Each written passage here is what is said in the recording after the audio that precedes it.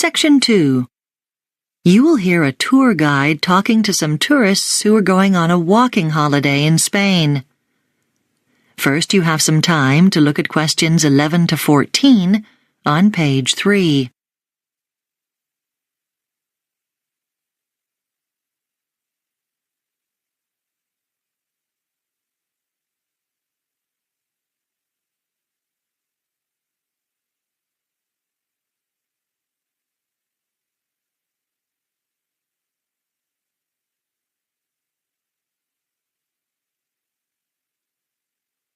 Now listen carefully and answer questions 11 to 14. Well, good evening, everyone. My name's Gary Payne, and I'll be the leader for your walking holiday in Spain. And the purpose of this evening's meeting is for us all to get to know each other in advance and for you to ask any questions you may have about the holiday. So I'll begin by telling you a little bit about what to expect. Now, the ferry crossing from England to Santander in Spain takes about 24 hours. We'll be sailing on the Prince Regent, which was first launched in the 1980s. As well as the crew of 160, it can accommodate about 2,000 people and 600 cars, and it sails at an average speed of 37 kilometres an hour. There'll be an onboard map on one of the decks, which charts the ship's progress during the voyage. Although our minibus will be on one of the vehicle decks in the boat, access to these decks is prohibited during the crossing, so when you leave our bus, you'll have to take everything that you're likely to need with you, like toiletries or books and magazines. In fact, it's probably a good idea to put these things in a separate bag beforehand. You shouldn't need snacks on board as meals are provided, and they're quite substantial. And if you don't feel well or get a headache, you can get tablets from me. I always carry an adequate supply. Now, once we're in Spain, we'll be based at a hostel in a small village called La Vega de Libana, about 120 kilometres from Santander.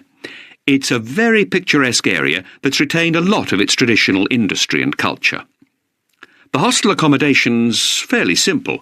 There are bunk beds, and each room holds 4 to 8 people. But the bathrooms and showers are of a high standard. The hostel residents have the use of tennis courts nearby, if you feel like a game. We'll be given breakfast and an evening meal at the hostel. In general, the hostel is relaxed, but there are a few rules which the owners enforce strictly. Smoking is not allowed anywhere inside the building, and food and drink is banned in the dormitories.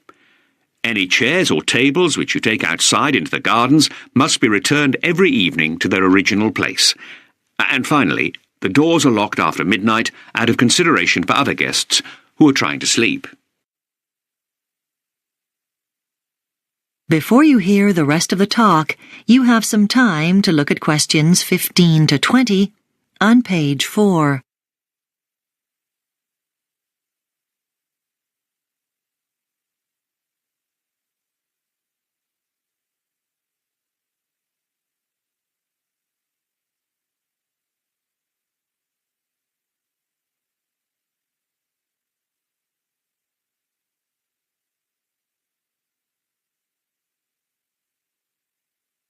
Now listen and answer questions 15 to 20.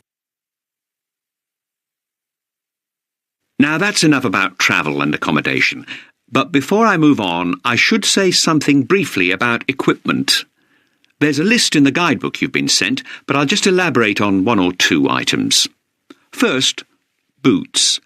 Make sure that the ones you bring have thick soles. That's the most important thing.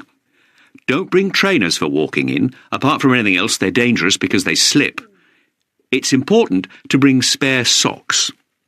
Then, about waterproofs. I'd strongly advise you not to come with anything heavy, with a thick lining. The ideal things are those lightweight ones, because they fold up small, and although they do keep the wind out, they don't make you too hot. Right?